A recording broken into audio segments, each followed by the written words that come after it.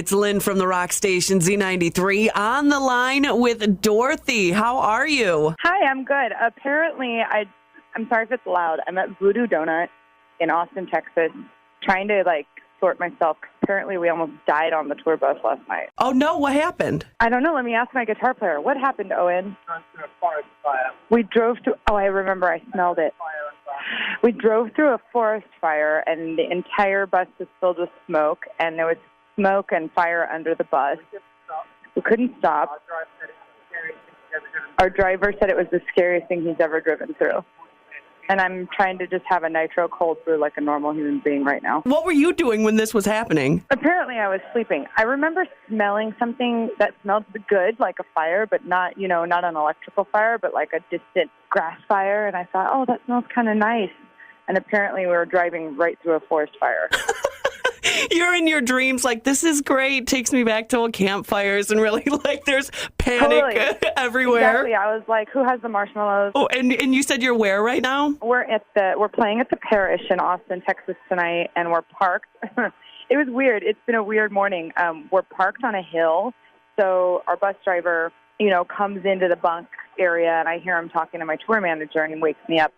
And I, basically tumble out of my bunk and fall into the kitchen because we're at such a steep incline. It is just kind of like being in Wonderland. It's very strange to wake up to. I'm like, why are my feet not working?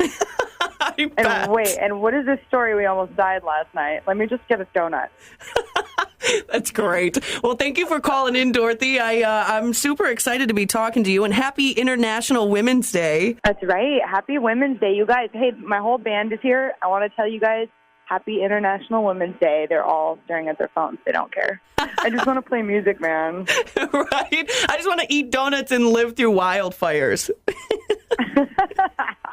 That's great. The new album, 28 Days in the Valley, due out tomorrow. What's it been like? You guys are almost done with the tour from promoting this new album. What's it been like for you guys? I mean, there's so much stuff going on right now. It's been actually incredible.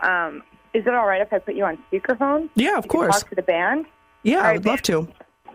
So, I don't know if it's out tomorrow. Isn't it out on the 16th? 16th. Yeah, the album's out on the 16th. Okay, I lied. The new album, 28 Days in the Valley, due out on March 16th. Yeah, and I'm talking to Elliot Larango. He plays bass in the band. Say hi, Elliot. Hi. How's it going? Hi, Elliot. Nice to meet you. I'm Lynn from Z93 in Saginaw. Very nice to meet you. Elliot knows all the facts. He knows when the album's coming out. That's why I defer to him. Although Dorothy has posted on social media from day to day, it's March 9th and it's March 16th. I know, it's my fault. March 9th, so I don't really know anymore either. It's my I fault. might be lying. That was my deal. I kept looking, and I'm like, I'm not really sure. We're going to go with the 9th. Yeah, no, it's 16th. We had to push it a little bit due to, mixing and mastering, I believe, or something, but... we're really excited, and I was just like, no, let's put it out now, and they're like, no, it has to be perfect, so. Well, do you feel like you've had more input, more control with this being the second album than you did, let's say, with the first? You know what, I actually was surprised at how hands-on I've been able to be with everything from day one. For the first album, I was very hands-on with the artwork design. I was like, hey, guys, I have this idea. And we didn't really have, a creative director, per se. We had Michelle at Rock Nation. She helped me put it together, and I said, I want to use Polaroids of the band from the road and have it be really personal. And, I like the theme of black, white, and red, and I wanted it to be very, locker room, I didn't want it to be, 80 Sunset Strip, rock, but I just wanted it to have, a younger, fun feel to it. So I was like, let's be very hands-on. And, this album, this time around, we had a creative director, Kai Ahrens, who designed all the artwork. And I'm like, yo, you're a genius. Just run with it. So hands-on-wise, I've been, very involved in the songwriting. And the band wrote the album with me and Linda Perry, at her studio in the Valley in Los Angeles. And we pretty much did it in 28 days, and that's why we called it 28 Days in the Valley. And what was it like being with Linda Perry? I mean, she's the ultimate music god. Awesome. Right. What was the biggest thing you took away from working with her? Don't drink the night before you have a session. That's good. That's good. I like that one. It's definitely that's good advice for anybody. I guess some of the best and worst moments you guys had on this tour. You're wrapping up. You've got a few days left. What were some of the? I mean, besides the the fire that you guys almost died in last night, what were some of the best standout moments from this tour? Besides nearly escaping with our lives, well, we have Owen Barry in the band now. Say hi, Owen.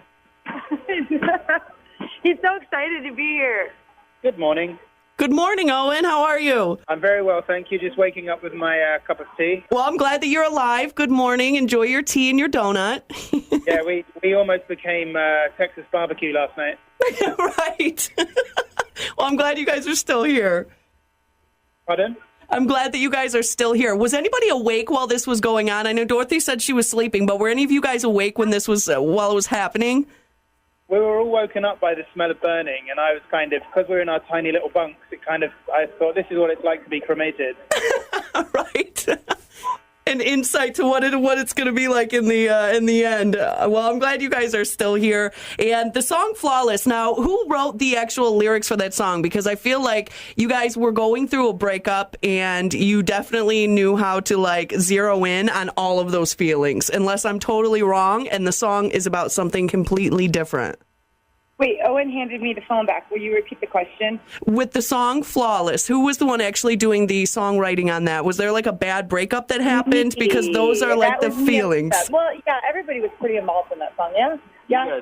Me and Linda wrote the lyrics together. It was one of those songs where the lyrics came pretty quickly to me, and it was very subconscious. And it was like one of those really bad breakups that had been festering in the back of my mind for years. And I go, when do I get to pull this card? When do I get to get my revenge? And I totally pulled the Taylor Swift, which I'm not going to do often. It's just nice to get one out. The lyrics to it are absolutely amazing, and every time we play it here at the station, I turn it up because I'm like, yes, screw you, ex-boyfriend. This song is for you. Yeah, screw anybody who doesn't believe in you, and it felt good to get it off my chest.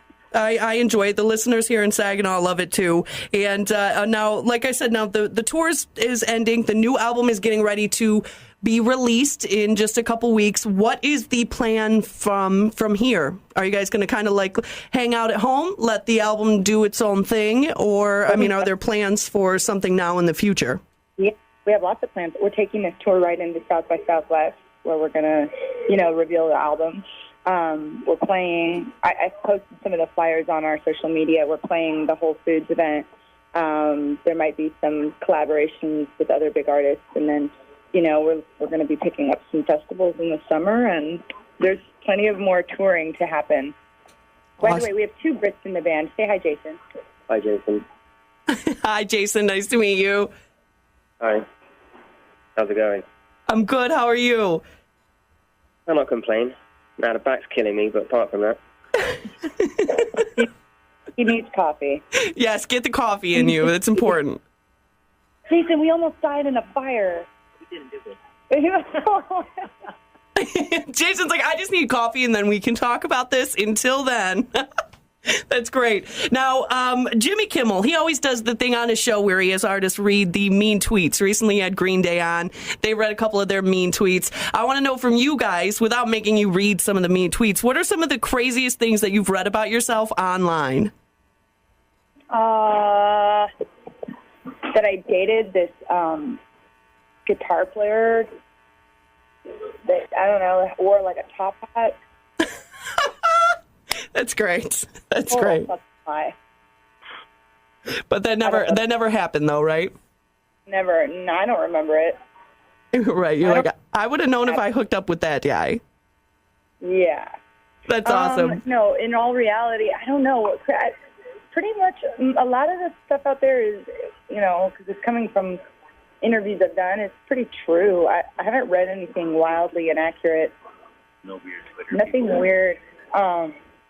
No, not that I could think of. Oh, maybe there's something out there that maybe I dated Ruby Rose. Not true. That would have been a hot couple. I'm really sad about it. Yeah, other than that, but we'll see. I'm sure in the future there's going to be all sorts of stuff. And you kind of just got to take it with a grain of salt and be like, whatever, people you can't control the world. You can only control how you react to it, you know? Thank you for calling in, Dorothy. The new album, 28 Days in the Valley, due out March 16th. The new single, Flawless, is out now. Go check it out. And I can't wait to see you guys on the road again. Awesome. Thank you. You're welcome. Stay alive, stay out of wildfires, and enjoy your donut, okay?